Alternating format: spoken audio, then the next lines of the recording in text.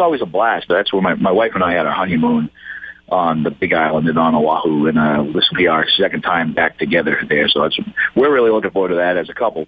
But the band, the shows are always great. I mean, the crowd's always rabid.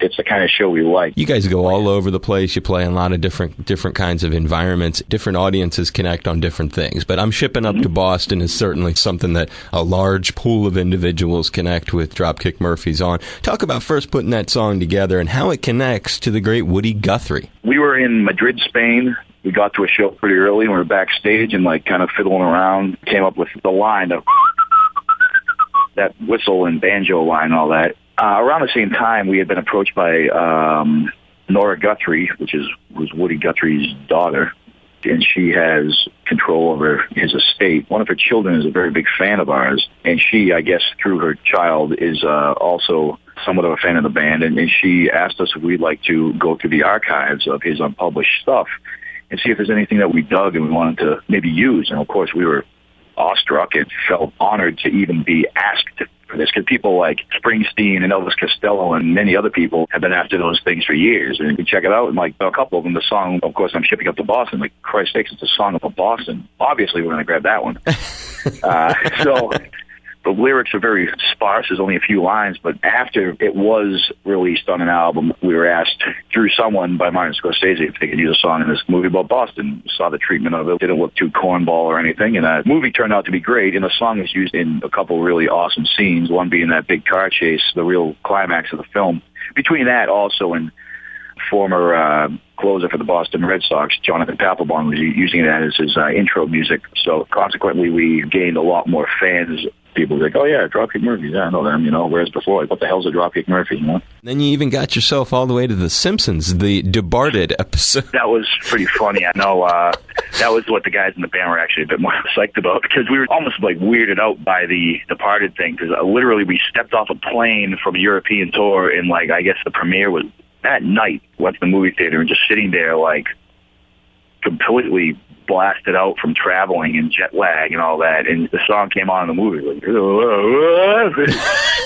was just like we just couldn't even fathom what was going on. And then you see in The Simpsons, the strangeness and novelty had worn off from the Departed thing for us, and then The Simpsons, that's freaking awesome. We did a song in The Simpsons, because some of the guys in the band are hardcore Simpsons fanatics, and that was a really big deal for us. I wonder how that ranks to playing with Springsteen and Aerosmith at different points in Boston. Aerosmith asking us to play with them, and then having the boss come up and sing Peg in My Heart and doing Badlands, and I'm shipping up to Boston with us at the House of Blues.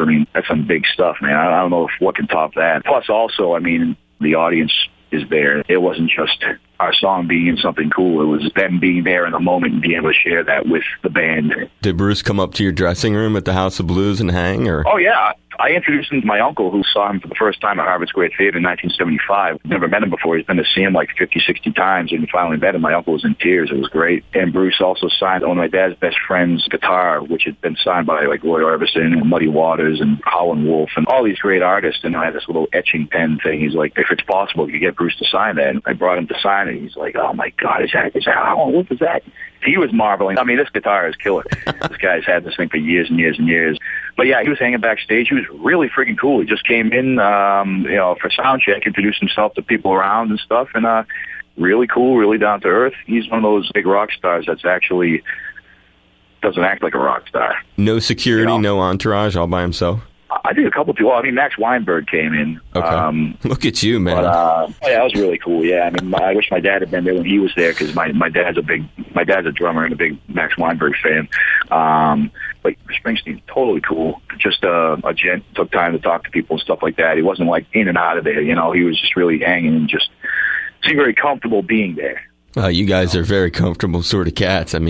Just talking to you. I could talk if we can bore him to tears. Got me in a good mood. Hey, Matt, I hope you had fun today. I give you a hug, a high five. Very, very proud of you, and I hope you travel safe. Have a wonderful tour leading up to here, and I'll reach out to your people. We'll try to do something when you come through town. Dynamite. Thanks a lot, Dave. You have a great one. You too. Be safe, Matt. See you in a few. Aloha, bro.